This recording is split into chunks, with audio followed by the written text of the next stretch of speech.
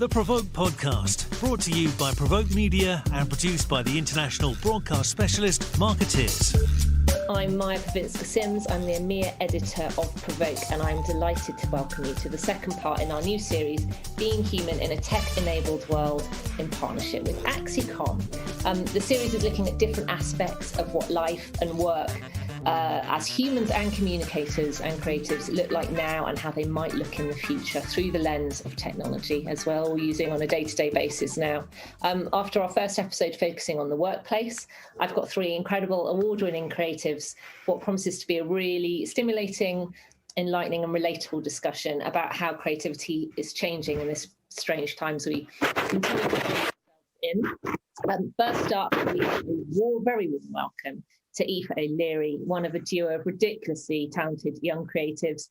She runs Girls Do Ads with Lena Kesdy and has already picked up awards including D&amp New Blood Pencil and One to Watch, and has been a Cannes Young Lions Finalist. So well on her way to a glittering career in the creative industry. And we've also got Sean DallasKidd, founding partner of consumer creative and comms firm Demonstrate, ex-creative director at firms including J Walter Thompson and Fleischmann Hillard, quite an impressive CV. And last but not least, we have Graeme Anthony, better known as G, AxiCom's first ever creative director, who's bringing a consumer PR approach to B2B tech campaigns, which is really exciting. And G spent 10 years at Frank, where he worked on campaigns for the likes of Burger King, Diet Coke, Huawei and Atom Bank. Welcome, all three of you, and thank you for joining me today.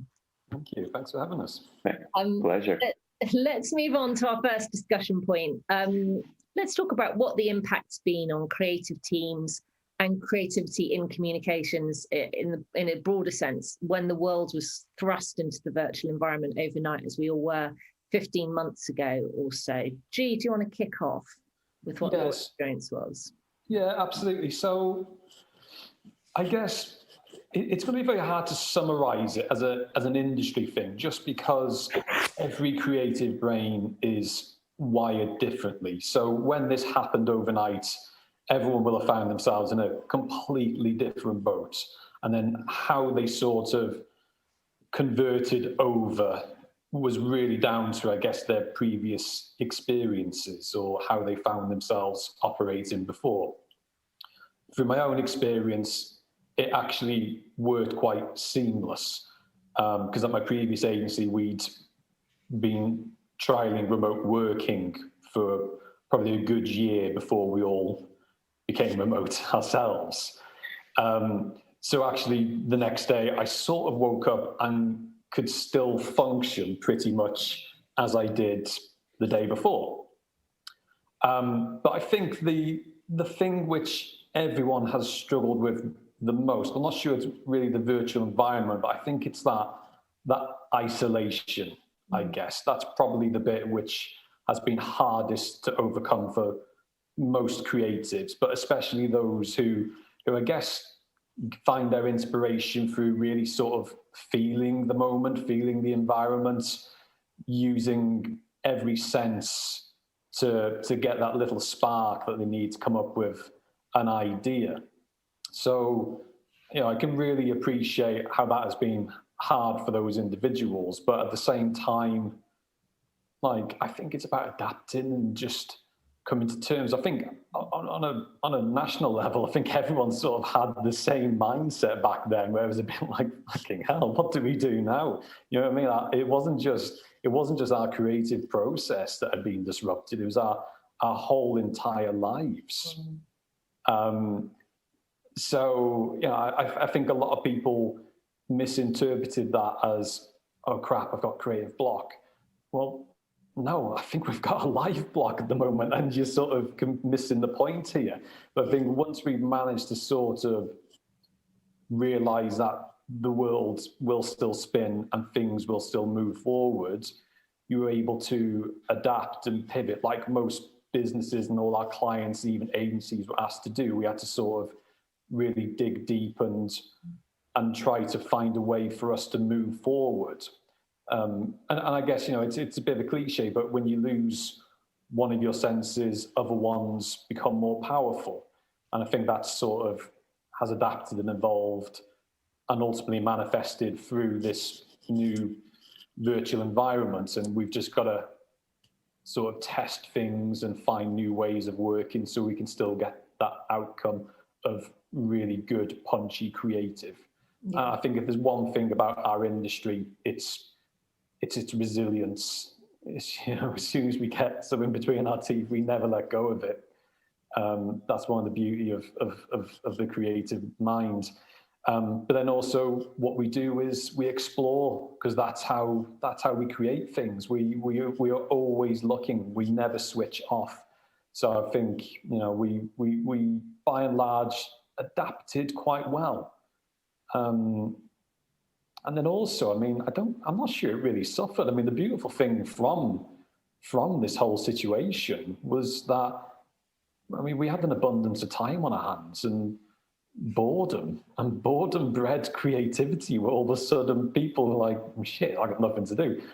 Oh, I'm going to try pick up a pencil, or, you know, I'm going to try something else. And it was wonderful to see all these individuals find skills and hidden talents that they never knew existed. And hopefully it's really bred a whole new generation of unknown creators. I think that's the exciting thing to come out of this.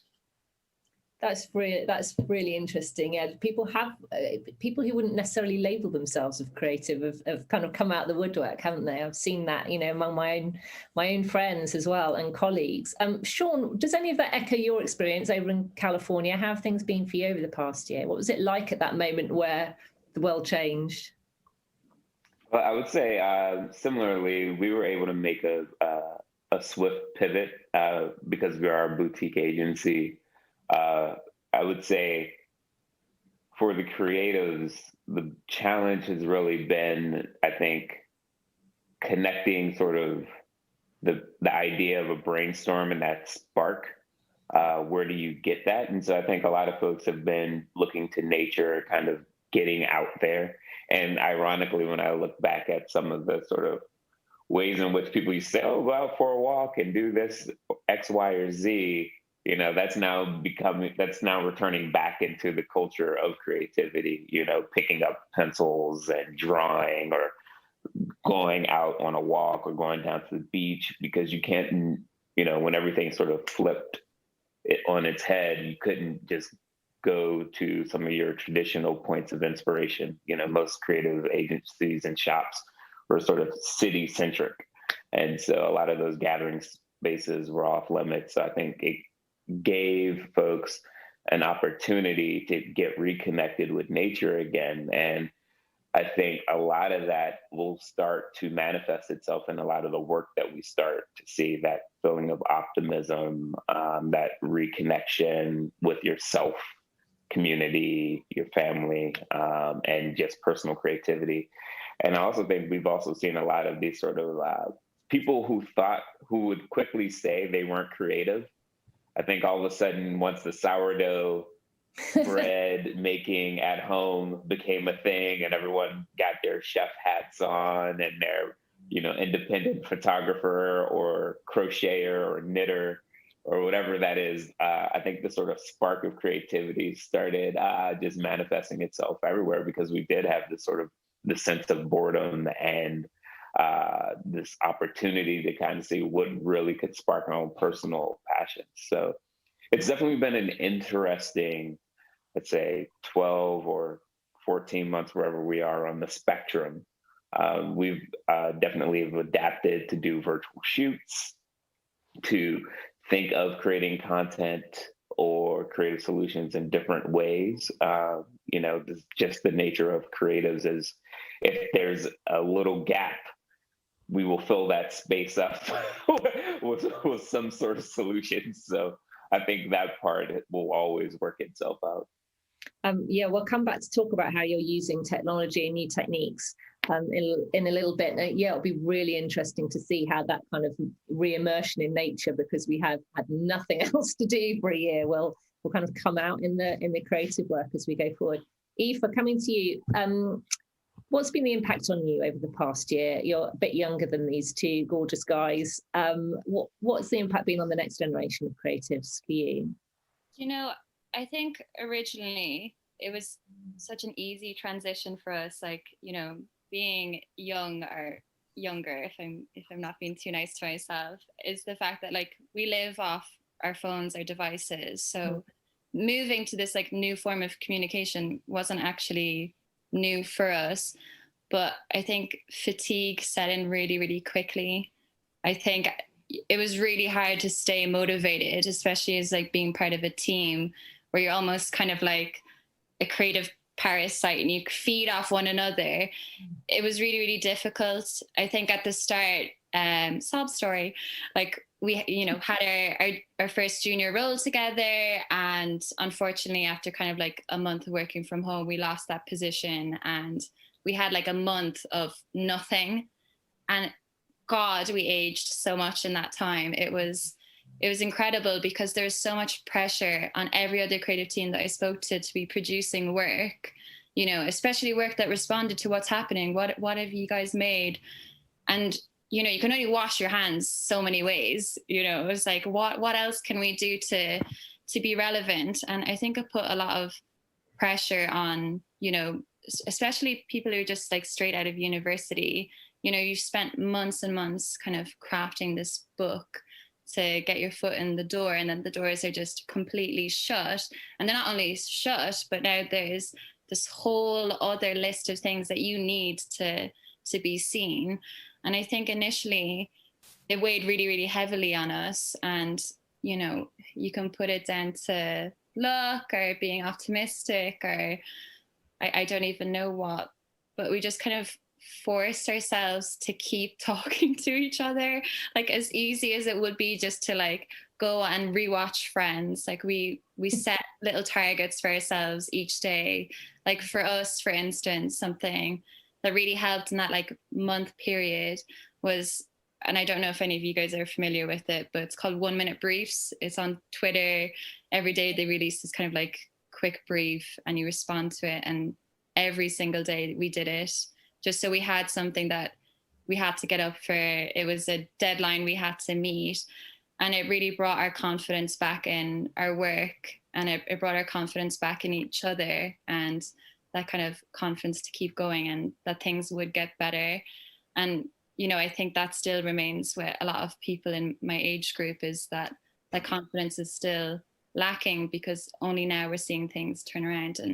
And as you guys said, it's been kind of like a 12 to 14 month period, but for some of these people it feels like a whole longer time, because they've obviously been going through uni and then going out into the big world and going to crits, and it's the same story they've been hearing over and over again.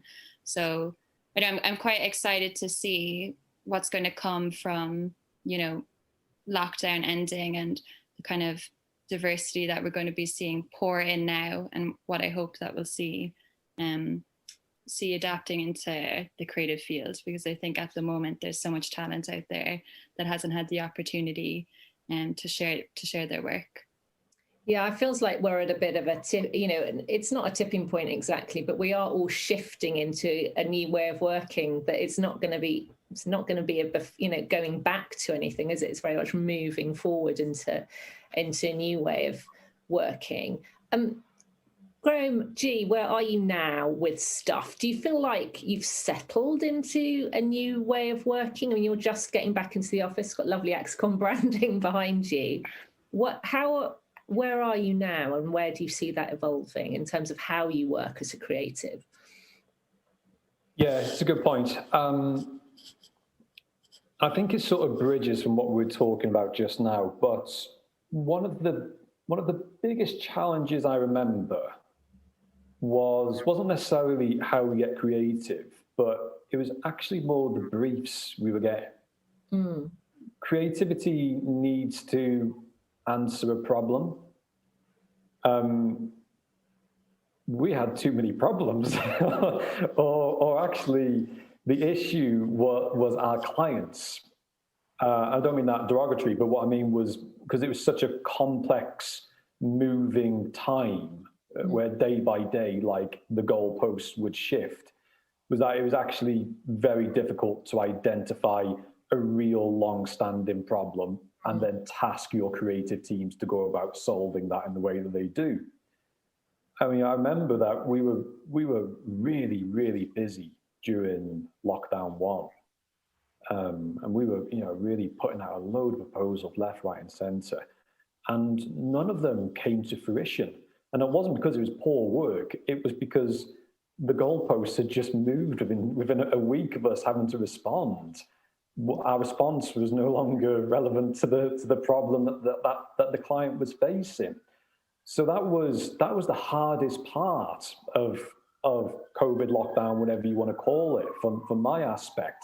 So I guess coming forward now to where we are is because we have a greater understanding, because we have more consistency in our life and a better way of working, and it's a bit more grounded, I guess. Those briefs that we are getting now are more pre-planned, prepared. They are working towards a mid to long-term goal. So it feels good. It feels satisfying and very rewarding to finally come up with creative that is going to come to fruition and actually culminate in something in the end. So I think there's also an interesting side to discuss, which isn't just the output of the creative, but actually that briefing and what we're trying to do is important. And I think that's probably the most important part, or the bit that I value the most at the moment, is actually having those solid, robust goalposts for us to try and score into, I guess. Sean, what about you? Has the way you've responded to client briefs changed in that sort of way over the past year? Where are you now? How far do you feel you've evolved since we all went into lockdown as a creative? Well, it's interesting. The idea behind Demonstrate, the agency, is really to look at things from a integrated, holistic way. So we have sort of traditional advertising, paid media, and earned media, and social digital content under one roof. And I think where we have sort of evolved or really leaned in the last year is around sort of putting brand purpose into action. And so looking at how can that sort of manifest itself in a way to really help set brands up when you hit these type of headwinds. So, it's one thing to promote the product you have in hand today. There's another thing to set up room for your sort of business growth and diversification of it. And so I think the idea of really trying to understand the business objective, both in the short term, medium term, and long term, has been our sort of focus. And then how do you use the different communication levers, so to speak, to kind of drive that messaging or drive that opportunity? And then really being open, I think, and how you do that. I remember there was some quote I saw a while ago where it's something around B2B. It's not B2B, it's human to human, or some sort of tagline someone came up with. But it was this sort of interesting idea that always stuck with me, that it doesn't matter if you're doing brand to consumer communications or business to business communications, because I think the two endpoints on either side, it's always a human.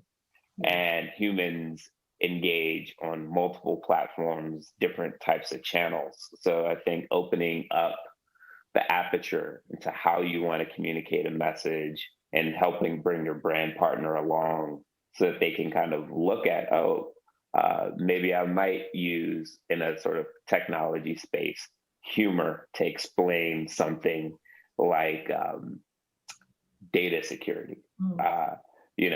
Because at the end of the day, it's still a person on the other end. And if you could take a complex idea and make it relevant, educational, and funny, then I think, that goes a long way for keeping that brand sort of top of mind in that buyer's sort of consideration set. Yeah. It feels a bit like the past year we've all just chucked the cards in the air and they're all landing different for everybody. We're in a really weird state of flux at the moment, aren't we? Aoife, what's it been like for you? You know, after that initial shock, where have you guys landed, especially in relation to kind of meeting and client briefs? I want to know who Graeme's working for, that they have this kind of like expansive time. You know, I've noticed, like, we've worked with a bunch of agencies, luckily, and have Girls Do Ad working with smaller clients.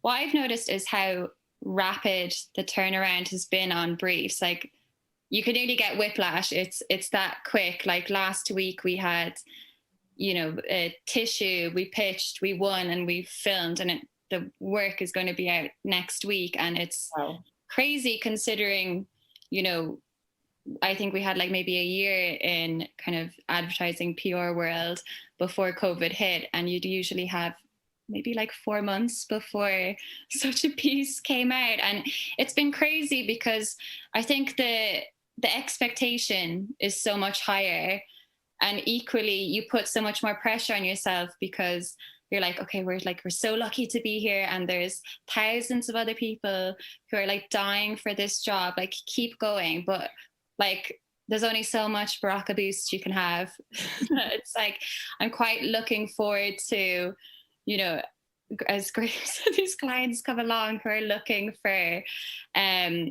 work to come out in a few months' time, because I think we've all had to develop this kind of read the room mentality now when it comes to finding insights, because it's the best work is the work that's like true to consumer.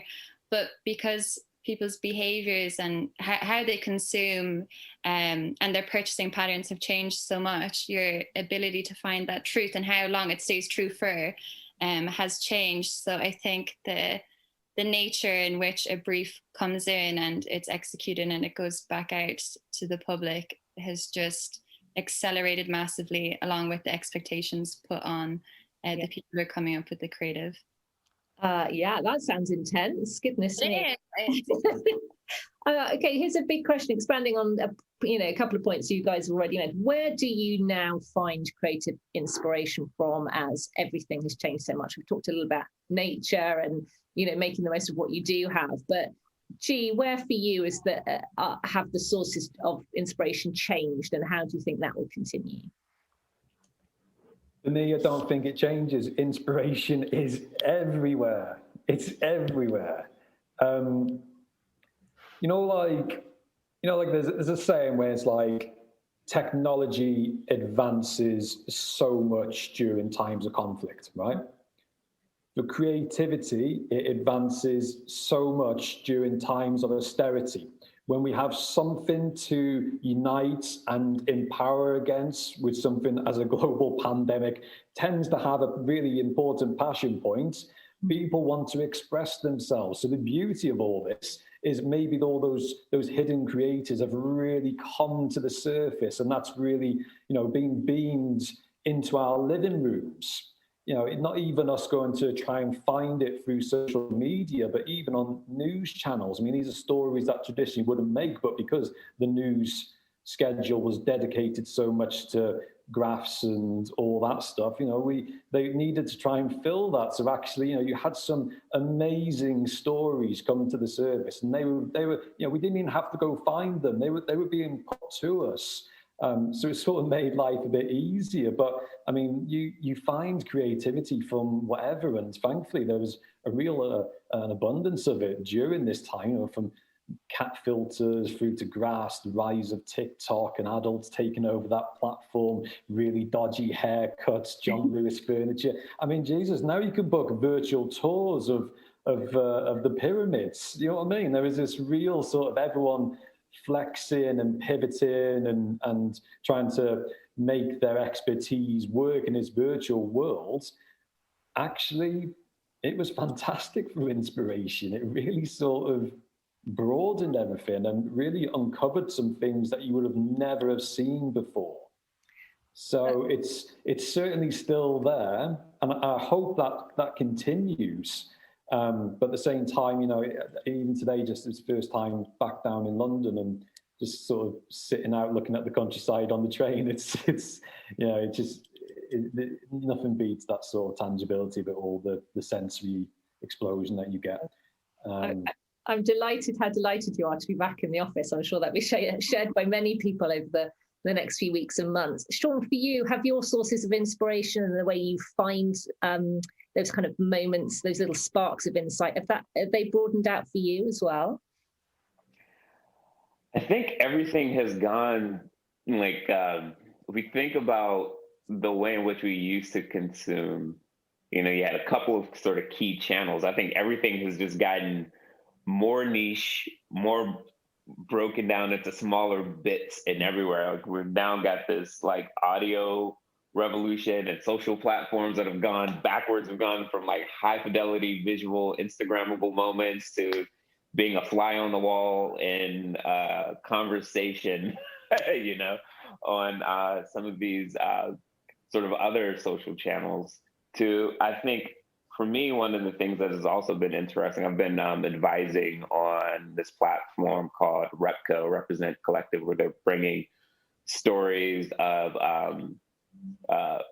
people of color up into the forefront. So it's like, I think more people are telling their stories from sort of different perspectives. So I think, you know, I feel as though I'm getting more angles from audio side to sort of slow news has been like one of the things I've been getting into. Love my books. I've gone back to books, doing more like just getting deeper into different types of music, listening or seeing artwork from sort of up and coming artists to like being curious about this whole NFT art phenomenon beyond the $69 million pieces, but just, you know, all of a sudden you've got these high school kids that, you know, back when I was a kid, I would draw on sneakers or draw on pieces of paper. They've got their own little art business that they're doing. So I just feel like, you know, creativity is sort of infesting the world right now. And everyone's trying to get onto any sort of surface, whether it's physical or virtual, and just scribbling on the walls and seeing if someone likes it. So it's, you know, it's kind of a buffet. It's more trying to, I think it's going to tried and true locations for inspiration. Now I'm kind of flipping up every rock to see what's under there. I love that. I love the idea that creativity is just investing everything rather than it being stilted at all. Aoife, what's been your experience of the places you've been looking for inspiration, or the places you found it changed or broadened? What's your impression? I was going to say inhaling markers, but obviously that's a joke. I think for me, honestly, I spent so much time like any young person online, and I got a lot more involved with like badass gals. And honestly, like, I'm going to sound like a weirdo and I don't mind. Like, I slid into so many people's DMs who were in like different disciplines than me, people who were further up the ladder at the same position, and people who were just looking to get their toes in the creative field, and just writing to people and just wanting to get like to know a little bit more about them. Because I don't know, maybe it's just me, I find advertising and PR is quite a competitive industry, like, and I find that really weird. I don't know. It's I can't imagine three accountants going into a room and kind of comparing their like Excel documents for whose is better. And I find that there is this kind of mentality there in the creative industry. And I really just wanted to remove that, and where I could help people, and equally where others could help me, whether it's just through conversation about advertising or something completely different. And very, very randomly, I wish I was going around looking at trees. Like, I wish I was that cultured, but gotten into golf. And I know that's exactly what you should be doing when you retire. And I am not there, despite the grays on my hair, but I love it. It's such a good thing to do. I never understood it. Anytime it was on the television, I'd turn it off, and now I'm obsessed. And it's just interesting because every person is out there. I live in Essex, despite my skin not being orange. That is where I am based. And it's funny because most of the men you meet out on the course you know, have already had these like hugely successful careers, and I don't know, maybe they don't like it, but I love going up to them and just like chatting to them and kind of hearing about what they've done in their life and the kind of what ads that stick out to them and what really appeals to them. Because I think you get so easily caught up in making work that's for other advertising or PR people rather than focusing on the consumer and those things that actually really, really connect with them. I don't know if we're allowed to bring up ads, but I'm going to. Heineken have this ad out at the moment, and it's absolutely brilliant. You know, it's this little TVC, and it's about, you know, being careful with your Heineken, that you don't put it down and, you know, misplace it because someone else could pick up your drink. And it's so funny. You know, it's people putting on their like scrunchies around the lid. It's people writing their names on their bottle or like tearing up little parts of the label. And that for me, like, has been my favorite piece of work during this whole lockdown, because it was like, God, it's so true. And you know, it's doing really, really well because Carl in accounting likes it and Carl doesn't like anything. So, you know, it's really, really, really good creative work. And I think that's really inspiring.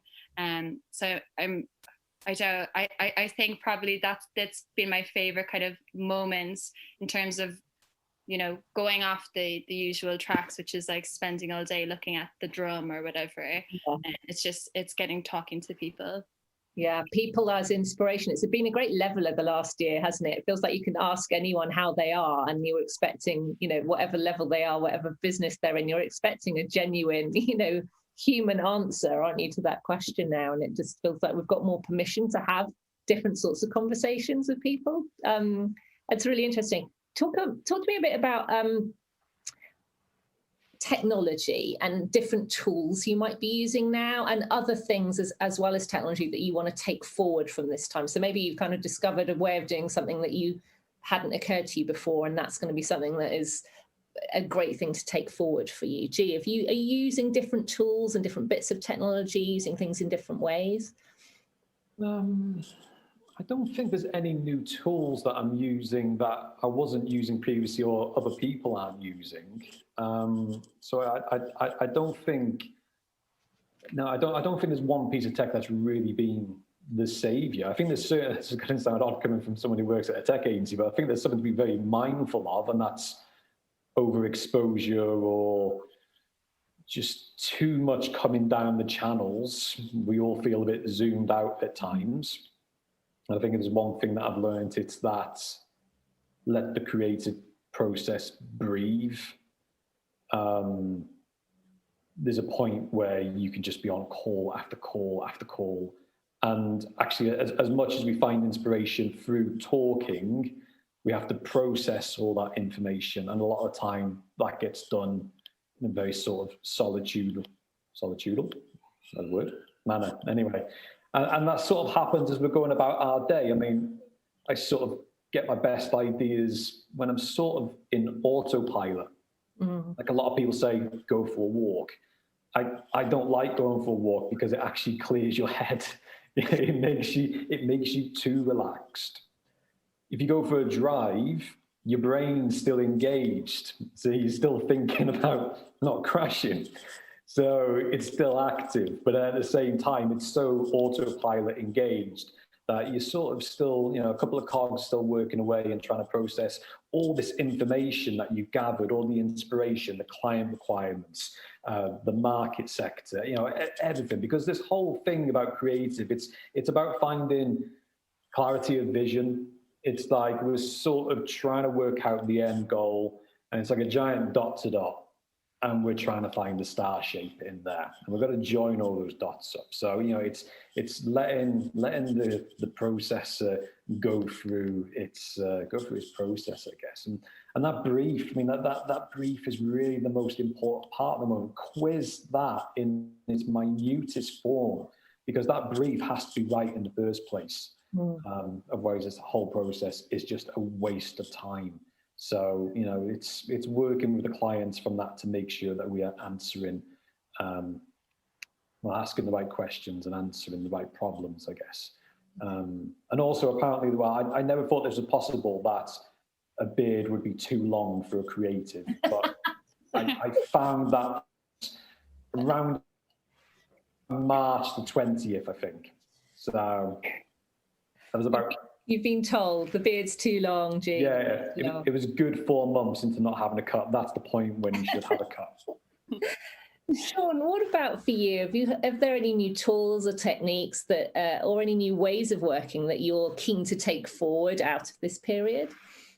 Yes, there's been one invaluable tool which I've come to know and love, and that's been the do not disturb status on my computer.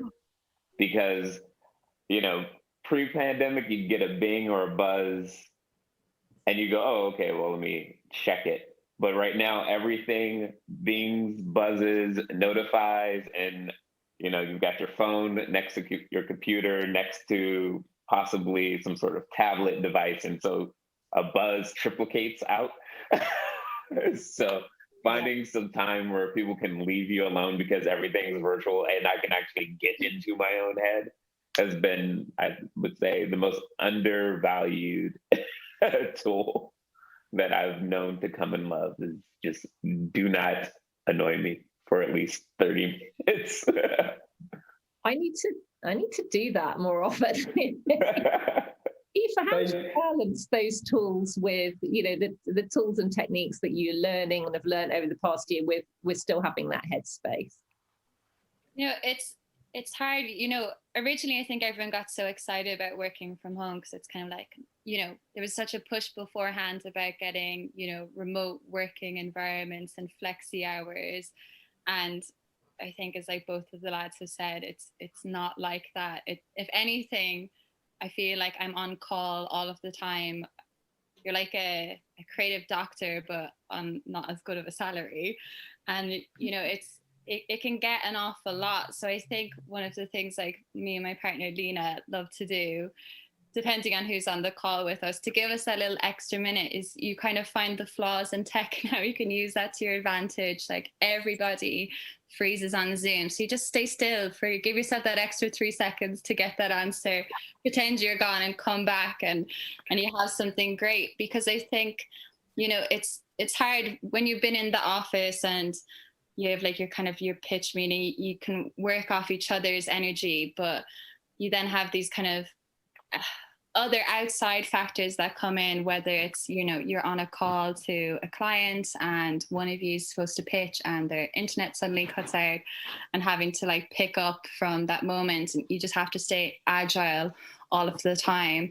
And that can be absolutely exhausting. And then I think as well, like every brief for the past while has been, and how do we put this on TikTok? And you're like, there's other things out there. Like there are other things we could be doing. And it's great. Like I love TikTok, but it is really funny just how the platforms have changed so quickly in terms of where people want to be seen. I'm quite excited to kind of see the next age of creativity and app development. There's this really cool app coming out. Maybe it's been released now. I think it's called Thursday. And it's a dating app that is only active on Thursday. And I was like, thank God, because I literally go out with my friends and I barely see them because they're stuck on their phones. They've got their Tinder, their Bumble, their Hinge. And I'm like, okay, if I just can get rid of those and they can have their Thursday doing that. I was like, perfect. There's so much great things that come with tech. And, we're so lucky to be living in an age where, this pandemic happened and that we could all, for the most part, successfully work from home. Had this happened 20 years earlier when we had one phone in our home house, which had a cord of about this length, I don't think so. We're living in the world of dial-up. That, we've so much to be grateful of and appreciative for, but equally I'm very much looking forward to a break from. I think, Sean, obviously, you just said a second, it was like, I literally have 2 iPads, a laptop, and a phone around me. And like, you always hear like in, Black Mirror that tech is going to take over. And it's like, if so, I'm surrounded. Like, send help. Yeah, I think we can all feel that one, Aoife. Just quickly, last question before we wrap up. And I'll come to you first. what one thing have you learned about creativity or yourself as a creative over the past year? Good question. I'm not sure if it's about what I've learned about myself. I think it's what we have in front of us. Okay, so look, we've got the opportunity here to rebuild this world however we wish. It's a blank canvas. We can rip up the rule book and we can make it better, right? We can make it more accessible, more inclusive, and more connected than ever before. And the world is now one big, exciting challenge. And that makes it the perfect environment for creativity to flourish, which is something which we've been referencing all the way throughout. So I never imagined that we'd ever have the opportunity and the means actually to reinvent this planet. Like, this is a once in a generation opportunity. And I feel really fortunate to be part of that. So you know what? Let's use the very best of our abilities not to fuck it up. But equally, I think by having our freedoms removed has reminded us all of the importance of being free. So like pre-COVID, we were basically chained to our desks. During COVID, we were chained to our bloody dining tables. So like post-COVID, I hope this conversation moves away from sort of finding work-life balance and more into work-life integration, I guess. Because for me, like, time is irrelevant, place is unimportant. So it's a bit like, Lord, don't slow me down, right? Yeah, love it. Thank you, G. And Sean, what one thing have you learned about creativity or yourself as a creative over the past year or so? I would say when it comes to myself, I have literally, I think, doubled down my filter on the no asshole rule. I think I agree. I think we have a lot of work to do. I think this is a once in a generational kind of moment.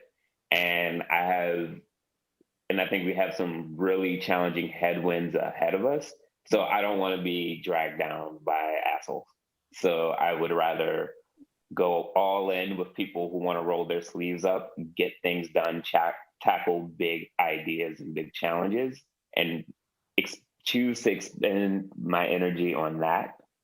And I think relative to creativity in general, I think that what I've really learned about that is that people have a lot of untapped potential, and they are a lot more confident with it now. And so as we get back to whatever the new form of normal is, those of us who choose quote unquote creativity as a job, we're going to have to like bring our AP game, it's our advanced placement game, instead of just like our A game to the table, because people have also been filtering, I think, the type of content that they've been consuming, and their expectations are going to be that much higher, sort of going forward. So yeah, interesting thoughts. And Aoife, what have you learned? What one thing have you learned about creativity and yourself as a creative over the past year? For sure. I think probably it's like disbanding labels I probably put on myself or others put on us. You know, for my accent, I'm from Ireland, like my partner's from Hungary, and people naturally presume I'm the copywriter and she's the art director. And it was kind of just roles that we were just like, yeah, that's how we are, because that's how we are viewed. And we completely ripped that apart and changed how we approached creative. And I think it's been something that's been really great for us and has made us stronger as a team.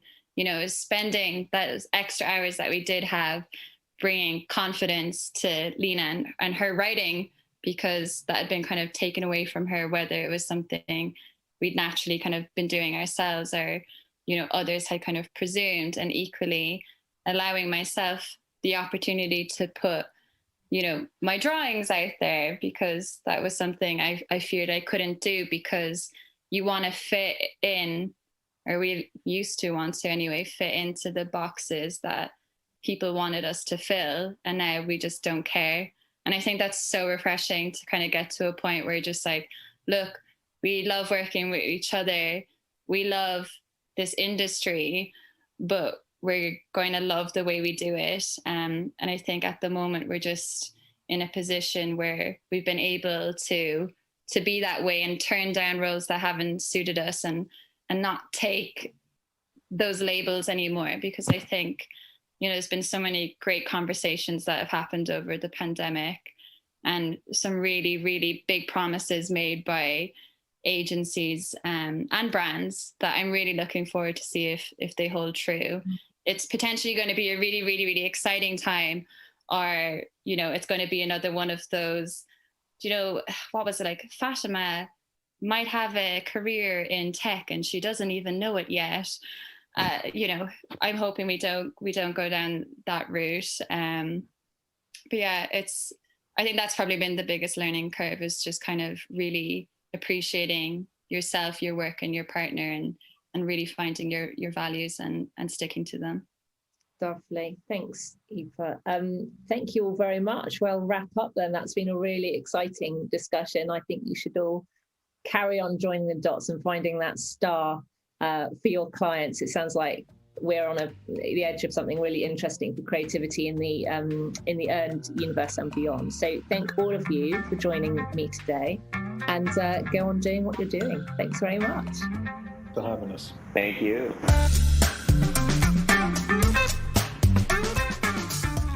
You've been listening to the PRovoke podcast, brought to you by PRovoke Media and produced by the international broadcast specialist Marketeers.